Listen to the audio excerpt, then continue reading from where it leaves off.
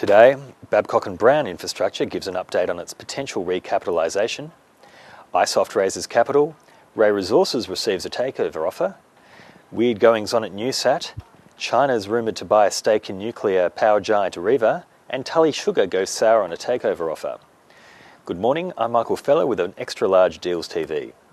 Babcock Infrastructure has confirmed it's working with advisors Gresham Partners on a recapitalisation that may involve a cornerstone placement, but other than that it hasn't said much. It's thought that a private equity firm is poised to fund a rescue of the heavily indebted but asset-rich ports business. iSoft has meanwhile announced plans to raise capital via a share purchase plan and dividend reinvestment program. iSoft used to be known as IBA Health Group and has a major shareholder in Oceania Capital Partners, itself that used to be known as Orco Equity Partners. A group called Crosby Capital has meanwhile made a takeover offer for Rey Resources, challenging Indian-backed Gujarat NRE for the coal miner. Crosby, based in Hong Kong, says its offer of 19.5 cents a share is at a 117% premium to Gujarat's cash offer and a 52% premium to Gujarat's scrip offer. Something weird is also going on at the satellite company Newsat, where a hostile takeover offer has been launched by a private company registered at a private house in Melbourne.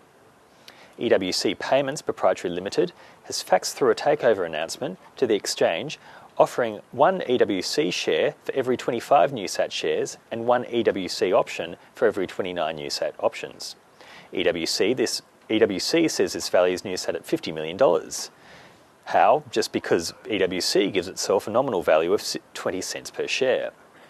Yeah, right, you may think, but EWC, run by businessman Dr. Matthew Starr, says it had revenues in 2008 of $474 million. EWC also says it has a credit card processing business backed by a Swiss company Edelweiss Card, a sound abatement technology business, and a gold and diamond mining concession in the Republic of Guinea. Separately, it appears that Dr. Starr is also involved in the halal meat business. The good Dr. Starr says he used to work with Newsat back in 2003 when he first made a takeover offer for the company.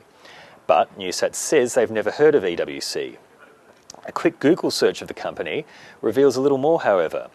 Websites with names like the Rip-Off Report, Defending the Truth and Complaints Board have angry internet people complaining about a company also called EWC Payments, but based in another Melbourne suburb, Don Vale.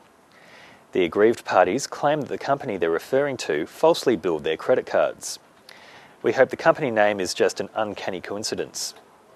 The name Edelweiss Card also comes up in the Rip-Off Report. We tried to contact EWC and Edelweiss Card via a number in Geneva, but it rang out, and a spokesperson from Newsat was unavailable to comment.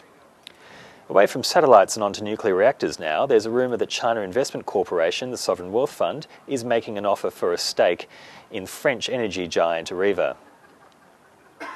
Areva, a national champion which is 90% owned by the French government, is unlikely to take an offer lying down, however.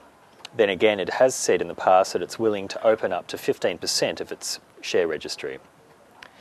Closer to home now, Tully Sugar has gone sour on a hostile takeover bid from listed rival Maryborough Sugar. Tully says the offer would leave its shareholders with less than half of the merged entity, despite it being North Queensland's most productive mill. The Maryborough offer values Tully at just over $100 million. As this plays out, meanwhile, CSR is still pushing on with its plans to demerge its sugar business. Global sugar prices have advanced strongly due to drought and supply issues in key producing areas. That's otherwise all that we've got time for today. I'm Michael Feller, and see you next week.